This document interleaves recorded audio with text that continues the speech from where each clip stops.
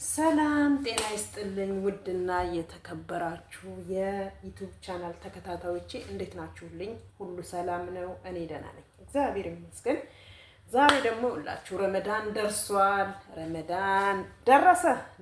እንግዲህ ያው አንድ ወሯን እንደምንም ብለን ታግለን ተፍጨርጭረን በቃም ብዬ ነገራችሁ የረመዳንን ስራ የሚያውቀው የሚሰራው ሰው ነው እና በተለይ እውነቴን ነው የምላችሁ ልጆች ያሉበት ትምህርት ቤት የሚሄዱ ልጆች ያሉበት ቤት ካላችሁ የማዳም ቅመሞች እግዚአብሔር ብርታቱን ጥንካሬውን ይስጣችሁ። እችን አንድ ወር በትዕግስት ያው እንድታሳልፉ በሚል ነው። ይሄ ግዴታና ግዴታችን ነው።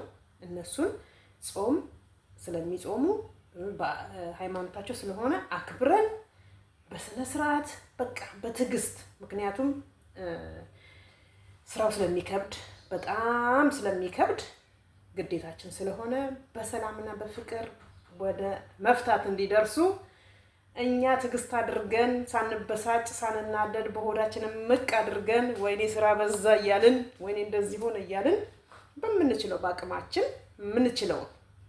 በአቅማችን እየሰራን ጾማቸውን እንድናስፈታቸው እንግዲህ እግዚአብሔር ይርዳን።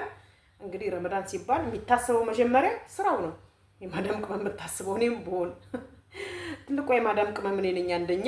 ስለዚህ ዛሬ ሰሞኑን ግድግዳ ጥቤ ያለሁኝ እንግዲህ ግማሹን ከበቱን ማለት ነው እቃ ማስቀመጫውን ወለውዬ ያለሁኝ አጽድቻለሁ። እቃውን አስተካክዬ ከትቻለሁ። ግድ ነው ለረመዳን ግድ ነው። በቃ ልክ እንደ ሀገራችን እኮ ነው። ሀገራችን አሁን እንዴት ነው በዓል ሲደርስ ምንድን ነው የምናደርገው?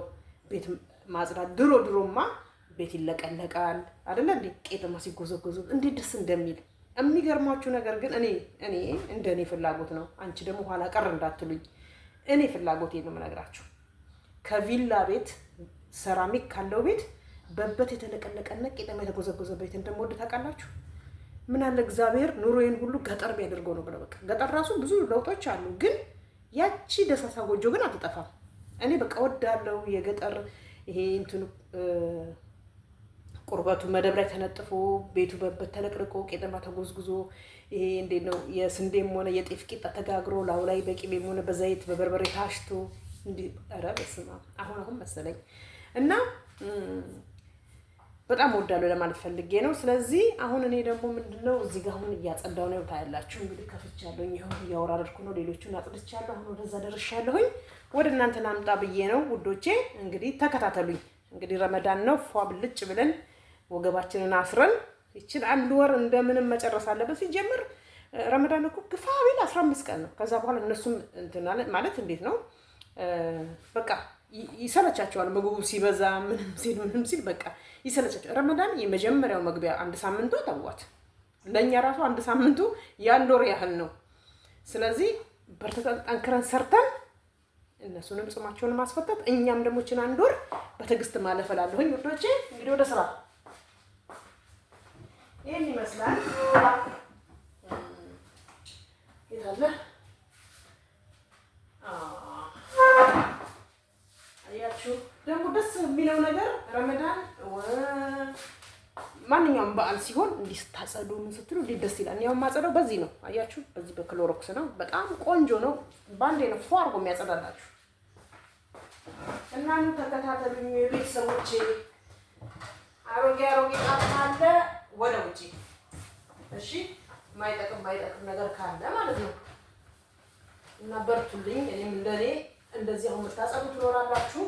ዛሬ እንደውም ሐሙስ ነው፣ ትምህርት ቤትም ስለሌለ በዚህ በሁለት ቀን ውስጥ መጨረስ አለባችሁ አጽድታችሁ ማለት ነው። እና ውዶቼ እንደዚህ አድርገን እናጸዳለን።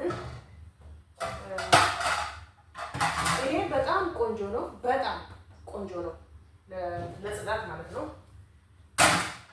አንደኛ ሽታውም ጥሩ ነው። እነዚህ በረሮ ምናምን ነገር ይጠፋል። አሪፍ ነው። እንግዲህ ቤተሰቦቼ ይህን ይመስላል እላችኋለሁ። ጽዳት ጥሩ ነው። ሳህኑ ሲከብድ በየሱስ ይሄዳ ወይ እንዴት እንደሚከብድ ብታዩ። ሸክላ ነው እንግዲህ ወዳችሁ። እኔ እዛው እዛው እያጸዳሁ እዛው ነው የምመለሰው። ምክንያቱም እኔ በየጊዜው ስለማጸዳ ማለት በየወሩ ከ15 ቀኑ ስለማጸዳ ብዙም አይቆሽሽብኝም። እንደዚህ እንደምታዩት ወልብዬ ማስቀመጥ ብቻ ነው። የማይፈልጉ ሳህኖችን አወራለሁ። ምክንያቱም ቦታ ነው የሚያጣብበው። እነዚህ ሸክላ ስለሆኑ ይፈለጋሉ። እዚህ ጋር ማለት ነው። ይሄ እዚህ ጋር መሆን ይችላል።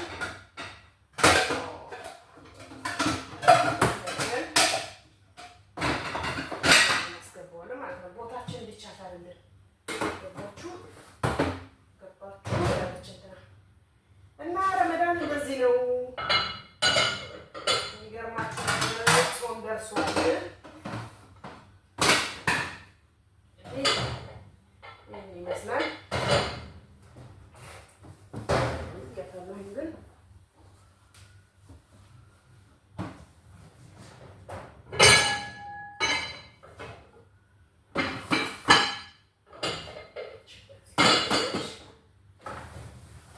እዚህ ጋር ነው የምናደርገው። በቃ እኔ ቶሎ ቶሎ ስለማጸዳ ብዙም አይቆሽሽም።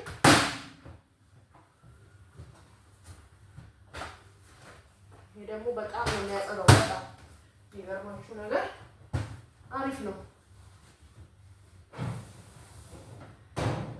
እና ቤተሰቦቼ እንግዲህ እንደኔ አጽዱ እላለሁኝ።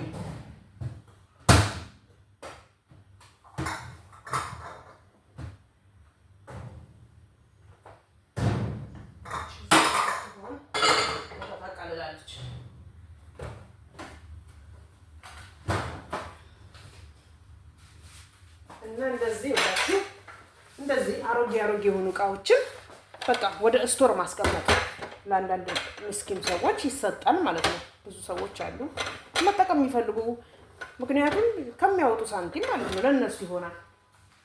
ከምንጥለው ለእነሱ ብንሰጣቸው ዋጋ አለው ማለት ነው።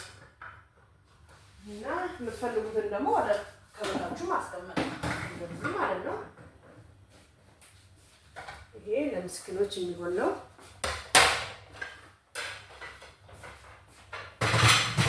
እንደዚህ ብናደርግ ጥሩ ነው ብያለሁኝ። እነዚህን አንድ ላይ አስቀምጠን አሉ ብዙ ሰዎች የተቸገሩ ለእነሱ ይሆናል።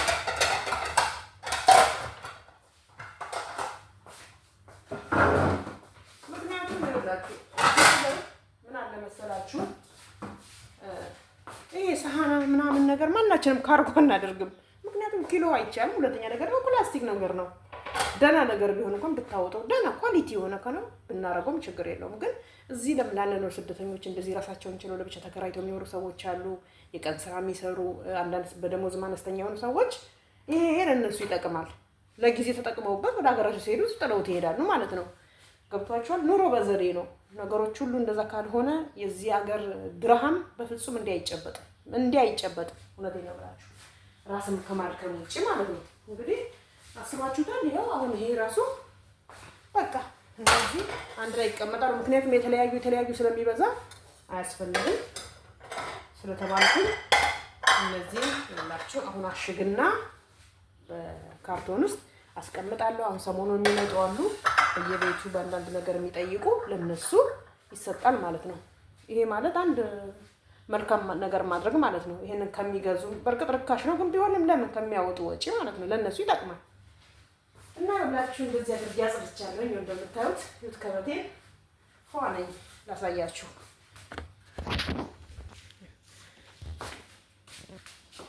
ይኸውላችሁ አያችሁት ከበቱን እንዴት እንደማጸዳ እንዴት እንደማስተካከል እዩ። ጎበዝ ነኝ እኮ።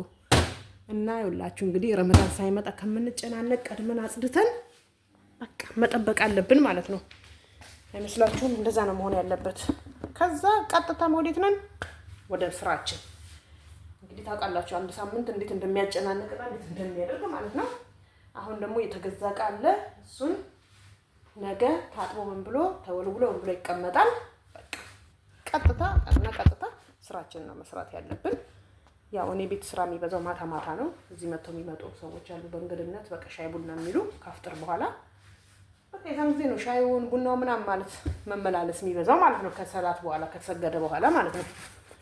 እና በርቱልኝ እኔ ውዶች፣ እኔም እንደናንተው ነኝ። እንግዲህ ረመዳን በሰላም በጤና ይነቅልን፣ ሀገራችንን ሰላም ያደርግልን፣ ህዝባችንን ይጠብቅልን። ይሄ ከሚፈራው ከሚወራው ነገር ይጠብቃል። ይሄ ኢቢኤስ ያሳዝናል። እንግዲህ በየሳምንቱ መሆን ጀመረ እኮ በእነሱ በኩልማ። እንግዲህ አስቡት አሁን ስንት ሰው አለቀ በኢቢኤስ ውስጥ። እና የቀሩትንም እድሜ ይስጣቸው፣ ጤና ይስጣቸው። እውነት በስመ አብ ሰው እንደዚህ ያህል አብሮ ኖሮ መለያየት ከባድ ነው። እንግዲህ እግዚአብሔር ያመጣውን እግዚአብሔር የፈቀደውን እንትን ማለት አንችልም፣ መቃወም አንችልም። ነፍሳቸውን ይማርልን፣ በአጸደ ገነት ያኑርልን፣ ያሉትን እድሜ ይስጥልን፣ ሰላማችሁን ያብዛልኝ። የሀገሬ ልጆች ወዳችኋለሁ ከነ ክሎሮክሴ